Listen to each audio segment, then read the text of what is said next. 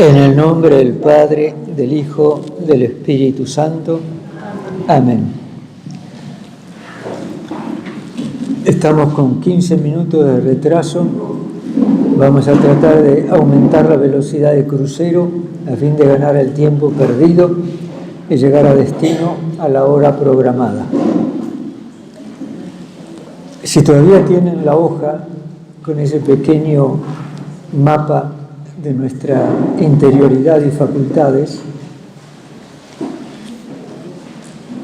van a encontrar que hemos hecho una explicación general del mismo. Ahora vamos a entrar más particularmente en el tema de la inteligencia y luego en el tema de la voluntad. Y mañana, si Dios quiere, será el tema de la libertad.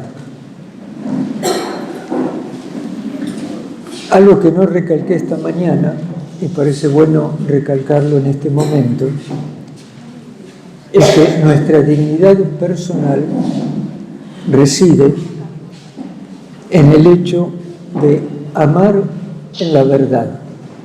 Y amar en la verdad es consentir.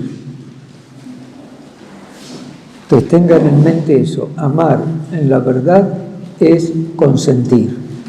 Y consentir, decir sí y adherirse luego de una previa elección, es precisamente el acto libre. El acto libre. Consentir es fruto de la libertad humana.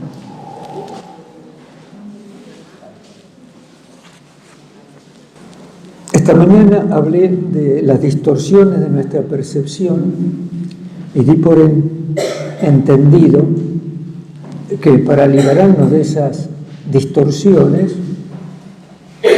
hay que tener una cierta disciplina para poder liberar la inteligencia, liberar la afectividad, liberar la voluntad y reducir las distorsiones.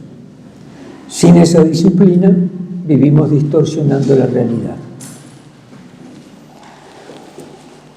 Pasamos entonces al tema de la inteligencia.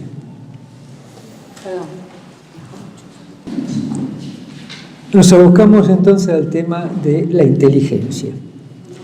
Y si recuerdan, el ser humano es un compuesto sustancial de alma y cuerpo. Una realidad de índole espiritual y una realidad de índole material. Entonces, para mostrar esto, al hablar de la inteligencia, quiero empezar por lo que sería la base orgánica de la inteligencia. Aquí, Marcelo, vos no podés opinar, ¿eh? Y si hay otros médicos o médicas, no pueden opinar.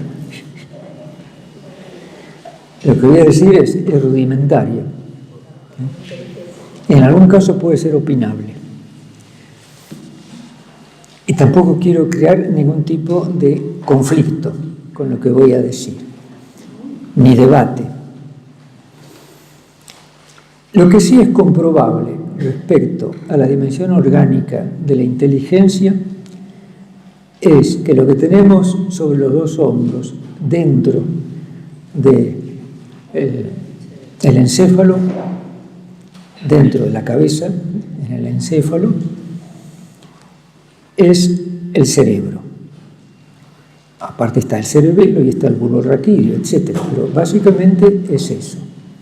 Sería el cerebro propio de los monos más evolucionados. Y sí. ¿Qué querés que te diga? Son los primates más evolucionados, que tienen una corteza cerebral que no tienen los simios, los monos y más, los primates secundarios. Y ese cerebro está conformado por dos hemisferios unidos por el tronco calloso. Esto es lo que se puede ver a simple observación. Yo no lo he hecho con cerebros humanos, pero lo he hecho con cerebros de vacas, con cerebros de cordero, con cerebros de palomas, con cerebros de caballos, etc. Y es exactamente la misma configuración externa. Luego, las facultades y capacidades que tendrá ese órgano va a variar muchísimo según las especies. Desde otro punto de vista, podemos decir que cada uno de estos hemisferios funciona en una forma determinada. Grosso modo, cuando yo me encuentro con alguien que hace mucho tiempo que no veo,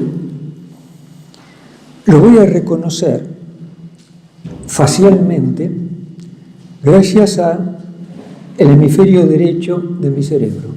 Y cuando me acuerdo el nombre, es el hemisferio izquierdo de mi cerebro. De aquí que haya muchas personas que sean muy visuales, que cuando ven un rostro se lo acuerdan aunque pasen 10, 20 años, pero a lo mejor no se acuerdan el nombre. Hay otros que se acuerdan los nombres, pero no los ponen en relación con los rostros. Bueno, todo esto se debe al funcionamiento de los dos cerebros, de los dos hemisferios cerebrales. Se podría bajar un análisis mucho mayor sobre cómo funcionan los dos hemisferios cerebrales, pero por el momento lo dejamos ahí. Si observamos cerebros femeninos y cerebros masculinos, la configuración externa va a ser exactamente igual, externa. Lo único que cambia es que el cerebro masculino es un poco más grande que el femenino. Pero atención, esencias puras en envases pequeños, ¿no? Somos más cabezones, para decirlo pronto y bien, ¿no? El femenino es un poco más chico. A pesar de ser un poco más chico, el cuerpo calloso que une los dos hemisferios tiene mucho más neuronas, lo cual significa, tiene mucho más, Marcelo, tiene muchas más neuronas, lo cual facilita la comunicación de un hemisferio al otro hemisferio. Eso vendrá como consecuencia. Tiene muchísima mayor comunicación y más rápida la comunicación. Y comprobablemente el gasto de energía y el calor que produce el cerebro femenino es mucho mayor que el masculino. ¿Está claro eso? Eso es algo, digamos, de neurofisiología. El cerebro del hombre se achica. Ahí va a llegar a eso, pero tenía temor de decirlo. Gracias por anticiparlo. El cerebro del hombre se atrofia más rápido que el cerebro femenino. Ahora es curioso que el cerebro que es más pequeño, el femenino, el que actúa con mayor velocidad y con mayor gasto energético y de calorías, se atrofia más tarde que el otro. Porque hacen un esfuerzo enorme por ganarnos y perdieron la vida. Hay cada personaje. Bueno, ¿qué cosa? Sí, por favor, Julieta, ponelo en orden a ese muchacho.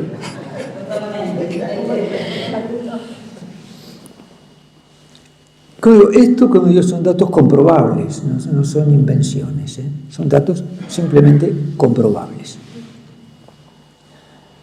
El hecho del mayor calor que produce el cerebro femenino es porque queman más glucosa que el masculino.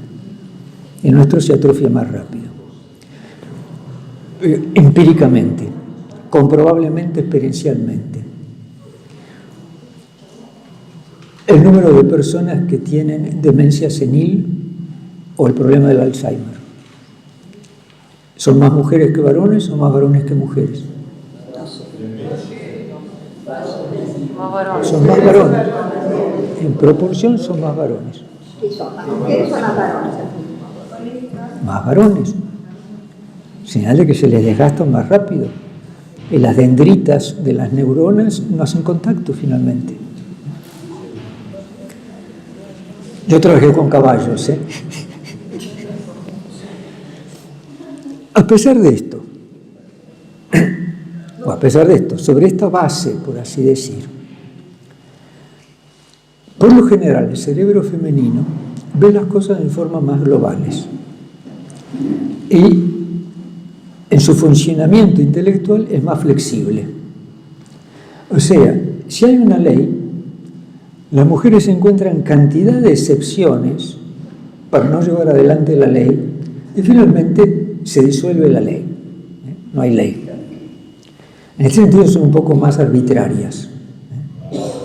Y sí, son más arbitrarias. ¿Por qué? Por la capacidad de ver excepciones, porque se enfocan en lo particular. Y las excepciones se refieren a lo particular. Nosotros, los varones por lo general, no nos enfocamos en lo particular, sino bien en lo general. Nosotros hablamos del bosque, y las mujeres hablan de los yuyos que nacen en el bosque, de tal especie. Entramos en el bosque y nosotros perdemos de vista los árboles. Y como ellos ven globalmente, se llevan por delante un árbol. Hay otra cantidad de pequeñas diferencias en relación al funcionamiento del cerebro en el orden de la inteligencia. Tanto que se llegó a decir, y esto era doctrina clásica, ¿no?, sobre todo entre los griegos, la mujer acá no tiene nada. La mujer no razona, no tiene nada.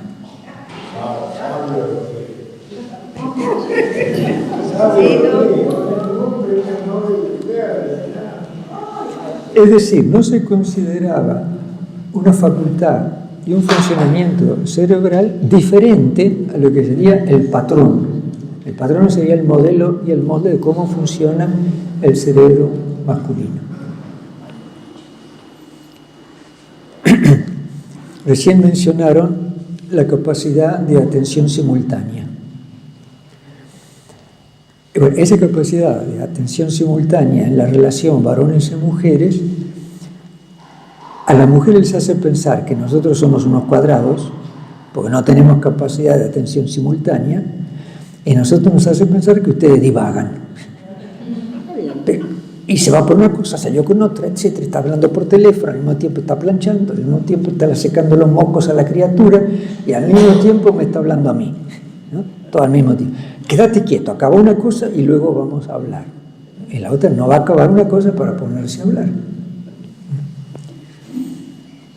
Por otro lado, nuestra atención masculina se puede concentrar, prestar tanta atención a algo que otros datos de referencia que vienen por los sentidos externos o demás quedan anulados y cancelados. Estoy leyendo un libro y yo no oigo que está gritando la criatura, que está tocando el timbre, que suena el teléfono, porque el libro me tiene realmente captado y mi atención está concentrada en el libro. Entonces, ¿qué me van a decir de que lea el libro, que atienda el teléfono, que atienda la plancha que no se caliente, que hay no sé qué en el horno electrónico, que resulta que lloró la criatura y que además me iban a llamar por teléfono a las 4:20? Imposible. Estoy leyendo un libro. Las mujeres por lo general programan a largo plazo. Están viendo lo que van a hacer el lunes, el martes, el miércoles, el jueves, de esta semana, de la semana que viene, cuando llegue el invierno, y guardar la ropa para la primavera y todo eso, ¿no? Y nosotros no, nosotros programamos para mañana, pasado y traspasado quizá, ¿no? Y no hacer esos programas de largo aliento. Atención, no es que conceptualicen la programación. Por lo general esa programación es intuitiva, ¿no? Y se da en un minuto. Cosa que nosotros no tenemos esa capacidad. ¿Quiénes hablan más? ¿Quiénes hablan más? Bueno, pongámoslo de otra manera. ¿Quiénes usan más palabras en las 24 horas de un día?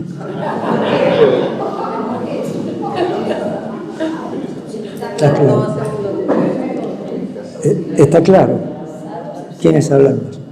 ¿Quiénes utilizan mayor variedad de palabras en las 24 horas de un día? Está clarísimo.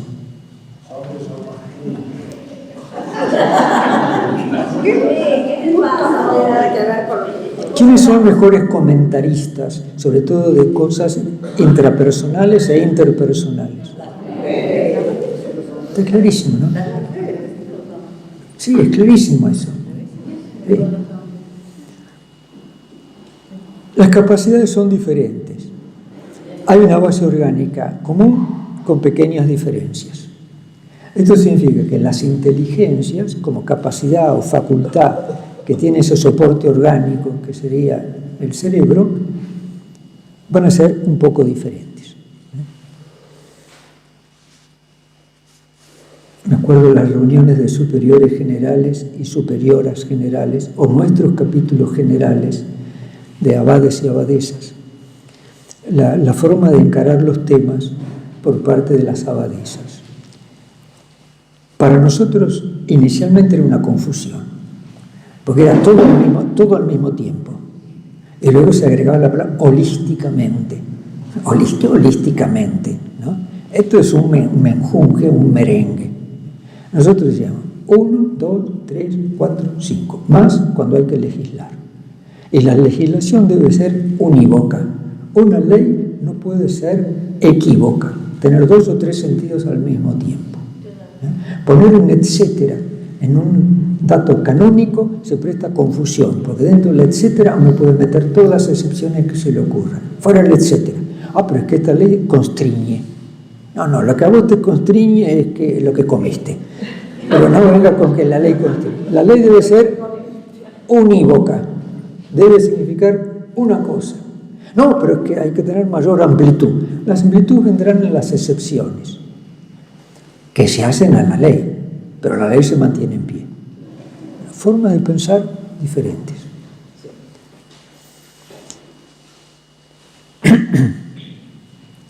Vamos ahora a las funciones que son comunes, aunque se puedan privilegiar. Hay una percepción intelectual de la realidad que se puede llamar preconceptual, que capta la esencia de algo sin haberlo pensado.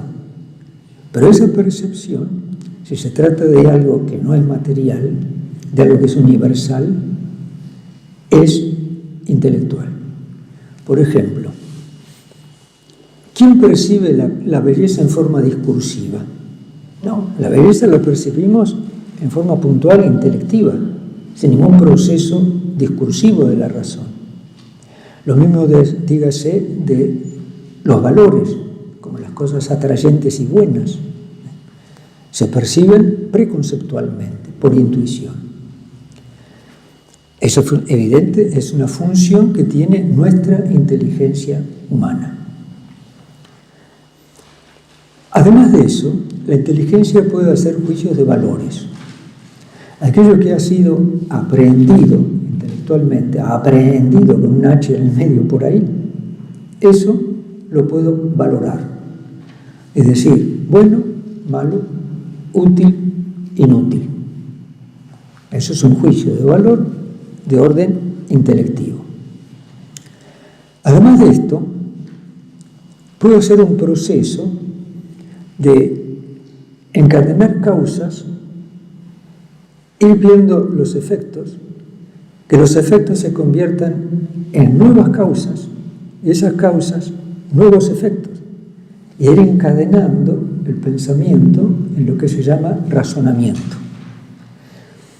Por ejemplo, cuando uno argumenta, está argumentando a partir de ciertas causas o de ciertos principios de los cuales va a inferir consecuencias. Esas consecuencias se convertirán en principios para nuevas consecuencias. Bueno, esa es una capacidad de la inteligencia humana y es lo que vulgarmente se llama razonamiento. Algunos piensan que inteligencia y razonamiento son la misma y única realidad. La inteligencia no tiene otra función más que razonar, ¿no? Es una función. La inteligencia puede también valorar, puede también intuir, puede también recordar en cuanto a reminiscencia, y además puede hacer algo típicamente humano. Y es esto, en poquísimas palabras.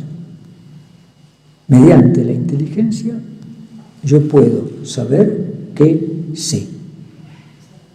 Saber que sé.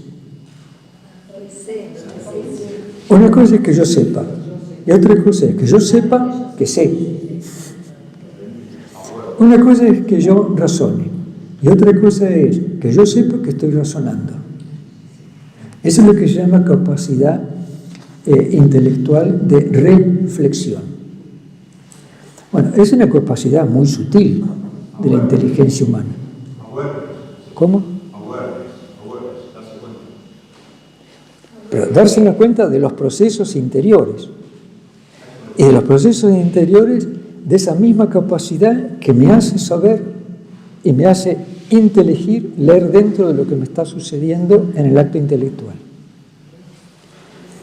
Es un poco más sutil, pero es una capacidad típicamente humana, ¿no? Tanto que algunos dicen que en el proceso evolutivo de la especie humana hay un momento que hay un clic. Y el clic es el momento de la capacidad de reflexión. Saber que sé. Si algunos hablan desde un punto de vista doctrinal cristiano, dicen, bueno, en ese momento hay una acción de Dios creador. Y lo que comienza a existir a partir de ese momento es un ser humano, lo que admite en un proceso evolutivo. Vuelvo a repetir, la reflexión, o lo que se llama conciencia refleja, es que la inteligencia se vuelve inmanente y puede conocer no solo lo que está conociendo, sino el acto mismo de conocimiento. Bueno, no lo quiero complicar, pero todo esto son facultades, operaciones, funciones que tiene la inteligencia humana. Cuando hablas de la intuición, ¿se puede hablar de una ética de la intuición? ¿Qué sería? A ver. Sería, por ejemplo, ver a una persona y percibir que esa persona es buena. Después lo constato, pero ya percibo que es buena. Mi intuición me dice que es buena.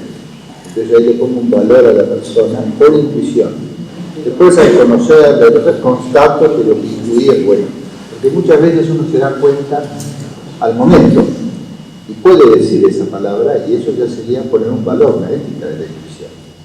Eso por lo menos sé que se entiende en algún momento. No lo te das cuenta. Lo que pasa es que nadie conoce lo que hay en el interior del hombre sino solo Dios. Ahí hay un principio. Bueno, sí. Pero digo a nivel de lo que nosotros manejamos en el ética humana. Sí, si admitimos el margen de error, entonces sí, admitiendo el margen de error. Si no admitimos el margen de error, habría que decir solamente Dios sabe lo que hay en el interior del hombre.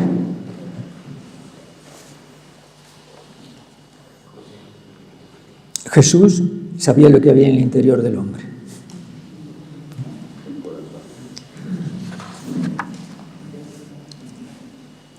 Decimos que la inteligencia tiene como objeto la verdad. Ahora, ¿de qué verdad estamos hablando, no? Dado que es el objeto propio de la inteligencia. Podemos hablar de una verdad moral. La verdad moral es la adecuación entre la palabra y el pensamiento. Y lo que se opone sería la mentira. Cuando lo que yo estoy pensando es coherente con la palabra que digo, o podemos decir que hay una verdad moral. Hay una verdad que es lógica. Cuando hay una adecuación entre mi mente y la realidad, hay una verdad lógica. Y también podemos hablar de una verdad ontológica, del orden del ser. Cuando hay una adecuación entre la esencia de algo y cómo se manifiesta ese algo, hay una verdad en el orden del ser ontológica. Y se opone a la falsedad. Entonces, cuando digo que el objeto propio de la inteligencia es la verdad, me refiero a esa triple concepción de la realidad. Nosotros cuando hablamos de que algo es verdadero, por lo general lo que entendemos es que hay una adecuación entre la palabra y el pensamiento. Entonces, es verdad. Es una concepción y se opone a la mentira. Es un poco más complejo el tema de la verdad. Esta mañana veíamos las distorsiones de nuestro mundo perceptivo en general. Ahora, ¿cómo se distorsiona la inteligencia? De múltiples formas, pero las más comunes son estas.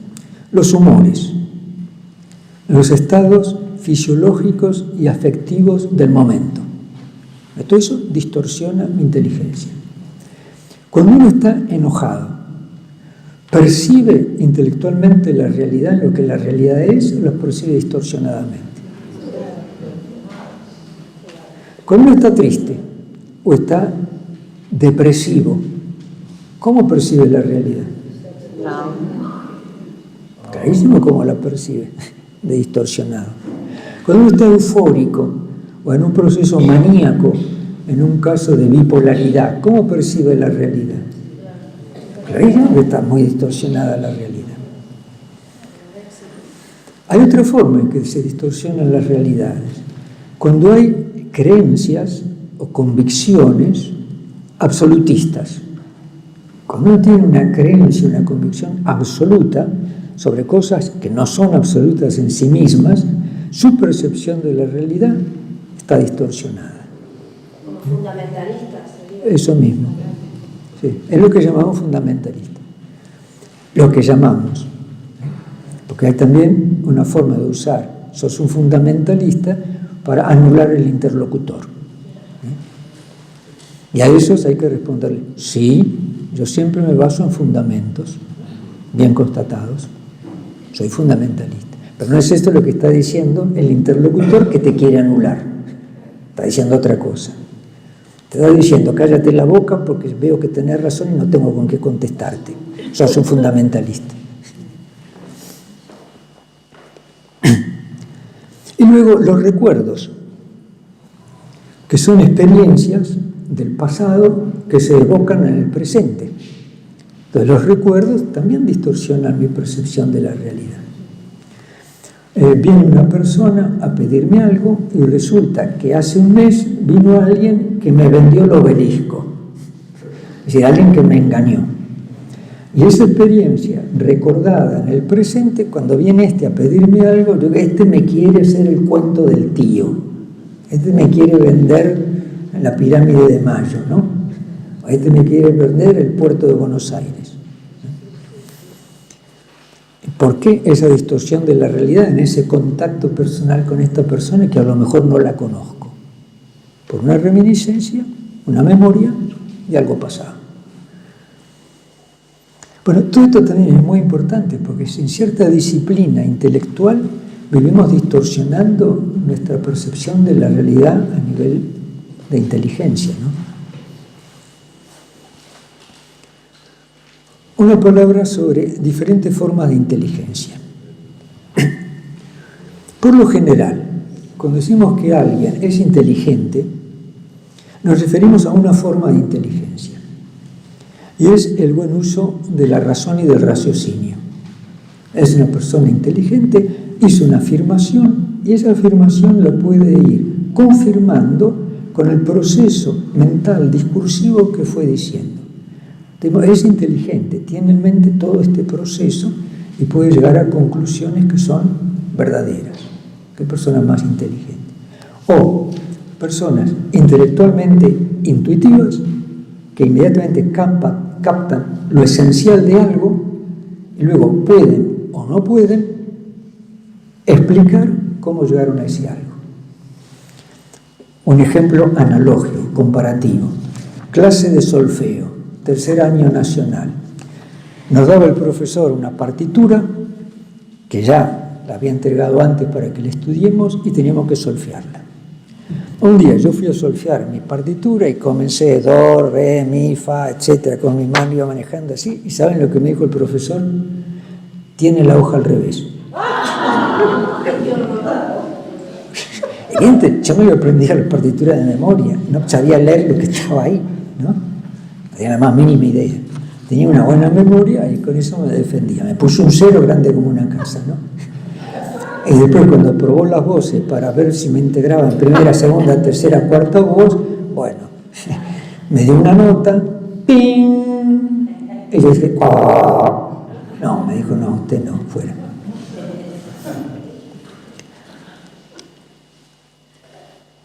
Hay otras formas de inteligencia, aparte de la inteligencia racional, la inteligencia intuitiva, etc. Por lo general, estas formas de inteligencia no las atribuimos a la inteligencia, pero son un acto de la inteligencia que integra otras capacidades. Puede integrar, por ejemplo, la afectividad, puede integrar lo que hoy día llamaríamos el subconsciente o el inconsciente. Entonces esa inteligencia se enriquece de otra forma. Por ejemplo, ¿quién diría que un trapecista que trabaja en el circo Cristal es una persona muy inteligente? Muy inteligente.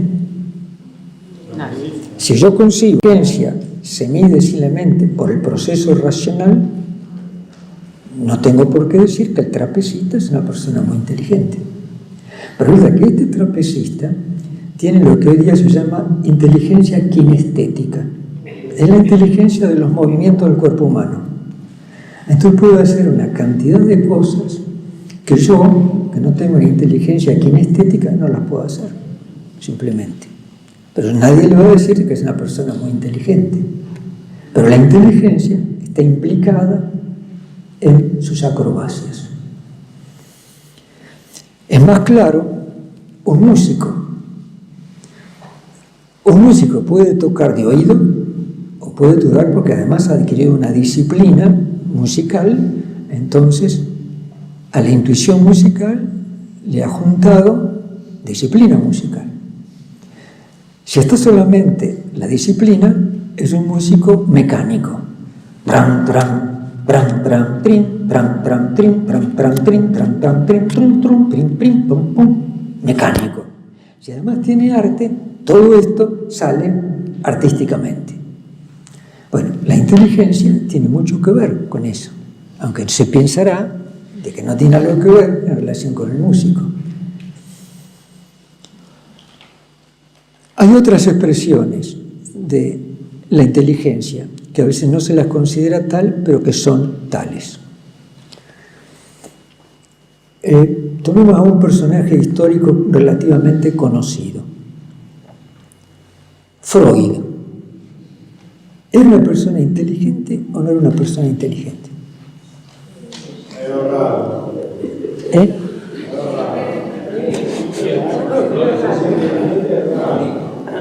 Bueno, se dice que, aparte de eso que estás refiriéndote, se dice que era una persona que tenía una inteligencia intrapersonal muy desarrollada. Entonces llegó a hacer ciertas afirmaciones, producto de su inteligencia, y hablar, por ejemplo, de un inconsciente que se filtra a través de expresiones, por ejemplo, oníricas, sueños, que se expresa a través de actos fallidos o palabras fallidas, etc. Bueno, eso es un acto de la inteligencia. Él tuvo la capacidad luego de eso, vertirlo en conceptos y ponerlo por escrito. Esto es lo que se llama inteligencia intrapersonal. Hay otras personas que tienen una gran capacidad intelectual en relación a lo que pasa entre las personas. Es decir, las relaciones. Por lo general, los buenos políticos, por bueno entiendo honesto, tienen una capacidad de leer lo que pasa en las sociedades, por lo general. Y si son buenos y honestos, es para un bien de la sociedad, y no para propio provecho. Es lo que se llama la inteligencia interpersonal. Si a esa inteligencia se le junta un dato de la afectividad, con lo cual puede haber una intuición afectiva, esa persona puede llegar, así dotada, a ser un excelente vendedor, por ejemplo, que sabe vender y que comenzará su discurso: yo tengo lo que usted precisa, lo que usted está buscando es justamente lo que yo tengo, ¿no? ¿Cómo sabía que lo que él estaba buscando es lo que yo tenía para vender? Uno dirá, me quiere vender un perro cuando yo quiero comprar uvas, pero a lo mejor no, es lo que yo estaba buscando, ¿no? Bueno, esto para mostrar de que la inteligencia asociada y relacionada con otras capacidades humanas queda potenciada en otros ámbitos en relación con otros objetos. Aparte de todo esto, hay otra expresión de la inteligencia que la podemos llamar inteligencia espiritual. Acá no estoy hablando de mística, no estoy hablando de una gracia de Dios que potencia en relación a algo de sí mismo o de su obra, no hablo de eso. Estoy hablando de una cosa natural, una inteligencia espiritual, que podrá darse como una obra de Dios, pero no necesariamente, podría darse por sí sola. ¿Y en qué consiste? Una forma de expresarlo sería así: consiste en la capacidad de captar contextos. Por ejemplo, los contextos en los cuales una persona está situada. Y a través de lo que dice, de lo que hace, de cómo se mueve, yo capto el entorno. Otra forma podría ser esto: el sentido de lo sagrado. En relación a lo trascendente, hay como una especie de afinidad en que uno capta lo que va más allá de lo que uno podría por sí mismo, pero trascendiéndose con las capacidades naturales que tiene. ¿Eso puede ser que la intuición tenga mucho que ver en esa inteligencia? Estoy diciendo que son todas capacidades de la inteligencia con otras asociaciones, pero que son cosas intelectuales. Sí. Otra forma de entender esto mismo es la conciencia de la fraternidad. Hay personas que intelectualmente captan el valor de la fraternidad, no solamente cuando la ven, sino también cuando potencialmente podría llegarse a dar. Y entonces pueden ser excelentes pedagogos para crear solidaridad entre los grupos humanos, porque es eso lo que captan, ¿no? O podría ser que el objeto de esta inteligencia que llamo espiritual sería la relación del ser humano, de la persona, con el cosmos creado, con la naturaleza, digamos. Y no solamente captan la relación, sino los contextos donde la persona geográficamente se ubica. Entonces pueden dar consejos, por ejemplo, en el orden de la agronomía. No, mira, te conviene sembrar esto, no aquello. O sí, sembrar esto, pero después agregarle esto, otro tipo de siembra, porque vas a equilibrar. No, pero fíjate que, así como está presentado el cuadro general, ¿qué es el cuadro general? Es como va a estar el tiempo mañana, pasado mañana, el cambio climático, el cambio de esto, la ubicación geográfica, los vientos. Todo eso intuitivamente captado. Te conviene no sembrar. Y el otro que piensa de que este asesor está loco, siembra. Y por supuesto pierde la cosecha, ¿no? Bueno, esa es otra capacidad de lo que podemos llamar inteligencia espiritual, en la cual se captan los contextos laborales, donde uno se ubica, y las relaciones con la naturaleza. Bueno, podríamos seguir. Esto para mostrar la multiplicidad de las posibilidades de la inteligencia humana. Cuando leí esta mañana lo que dijo el Papa Juan XXIII, mencioné lo siguiente: la capacidad de discernir, distinguir entre la verdad y el error, la apertura a las ciencias y el pensamiento crítico. Podríamos seguir agregando más posibilidades de la inteligencia humana. Habría algunas preguntas para trabajar. La primera pregunta es esta: ¿cómo integrar en la propia vida la intuición y el razonamiento?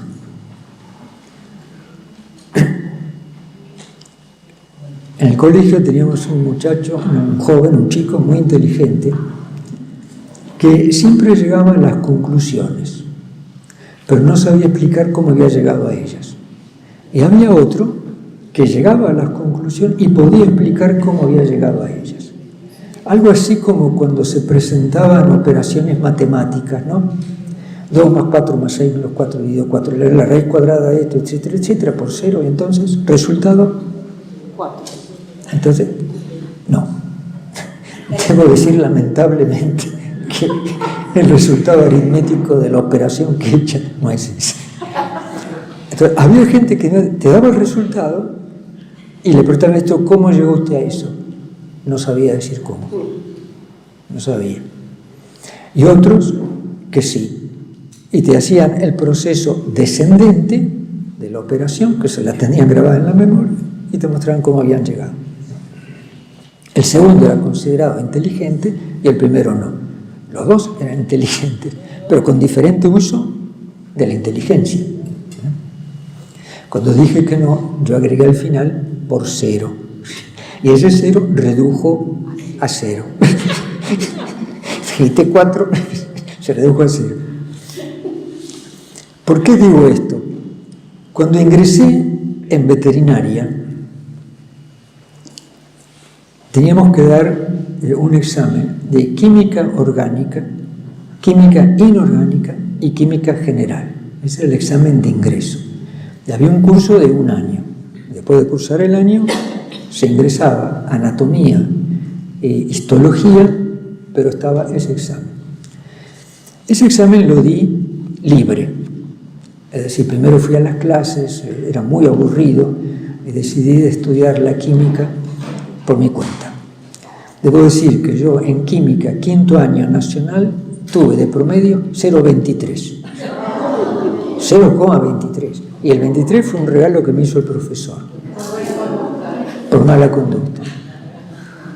Que había dicho 0, 0, 0, 0, 0, etc. Y bueno, al final apareció un 0,23 por misericordia. Pero el hecho es este. Llegamos al examen para el ingreso, éramos ahora ya como 140, que ingresábamos ese año en veterinaria. Entonces el profesor dijo primero vamos a tener un examen escrito, luego el examen oral. Por el examen escrito, una vez que se cercioró de que no había machetes ni nada, ¿no? Dijo 2 cosas. Primero, voy a poner una ecuación química en el pizarrón y quiero que me la resuelvan, la ecuación. Segundo, quisiera que me hagan un gráfico de la destilación del petróleo. Cómo el petróleo se convierte en nafta. Eso. Dijo, tienen 30 minutos, saquen una hoja, y en 30 minutos había que resolver la ecuación y luego hacer el diagrama de la destilación del petróleo. Yo me acuerdo que vi la ecuación, dije, ni idea. Ni siquiera los elementos que estaban ahí podía leerlos, pero ni idea. Solamente creo que 1 o 2 de los elementos de la ecuación los reconocí. Y los reconocí como elementos que neutralizaban. Entonces puse la ecuación, que la copié así, puse igual 0. La ecuación. La destilación del petróleo. Como en esa época dibujaba un poco, dibujé una máquina infernal, un caño que entraba el petróleo, daba unas vueltas, no sé qué, calor, no sé cuánta cosa más, y otro caño que salía la nafta. El cuadrito estaba atrayente, pero de destilación de petróleo no tenía nada. Pero el cuadrito estaba bien presentado, ¿no? Terminó la hora, se entregaron las hojas, etc. Y un primo mío que estudiaba conmigo me dice, ¿qué resultado te dio la ecuación? Él había tenido todo el año el curso, ya todo el año un maestro que lo acompañaba así individual. Yo dije, la ecuación a mí me parece que es 0. Me dice, ¿cómo 0? Y sí, le digo, ahí está ese elemento que neutraliza. Entonces se neutralizan todos los elementos, 0 la ecuación. Digo, vos lo que te van a poner es un 0. Eso. Bueno, salimos todos afuera, mientras el profesor y su equipo analizaban las hojas, y sale el profesor y dice, Olivera, ¿dónde está? Yo me acerco, él con la hoja así, me dice, yo a usted no lo he visto cursando la materia. Le dije, no, ¿sabe qué? Yo estoy dando libre. Ah, dando libre, ¿quién lo ha asesorado? Le dije, nadie me ha asesorado. Bueno, y después que me dijo eso, digo, lo felicito. Fue el único que se dio cuenta de que había un elemento neutralizante y que entonces era cero la ecuación química. La máquina que hizo para la destilación del petróleo, no sé bien si destila petróleo o no, pero está muy bien hecha.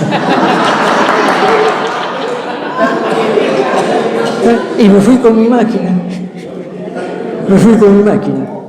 Ahora, ¿qué le pasó al pobre? Era mi primo hermano, Mi primo hermano. ¿Qué le pasó al pobre? Pasó tropezando mitad del examen escrito y en el examen oral le dice el profesor, anota en el pizarrón esta ecuación. Le dijo, ponga agua.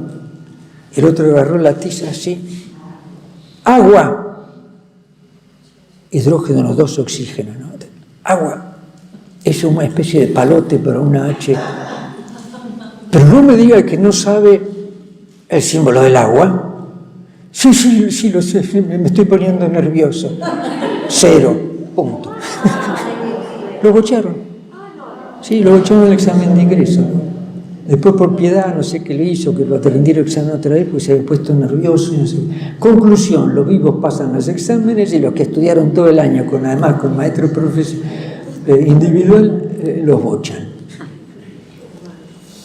Bueno, esto ha sido un pequeño excursus, ¿no? Una salida del tema, nada más que va a mostrar cómo a veces una pequeña intuición del orden de la inteligencia permite resolver un problema sin saber bien cómo se resolvió el problema. Yo acá supe que había un elemento neutralizante, pero yo no podía hacer toda la ecuación, porque ni siquiera podía leer lo que estaba escrito. Eras muy inteligente. Eras muy inteligente. Esto nos dijo mi primo. Le dijo que era un vivo. Bueno. ¿Cómo? ¿De qué? ¿Qué fue tu primo? Se recibió de ingeniero agrónomo. Es ingeniero agrónomo, todavía vive. Sí. Ahí los carniceros y los verduleros trabajamos juntos en el examen de ingreso, que era común.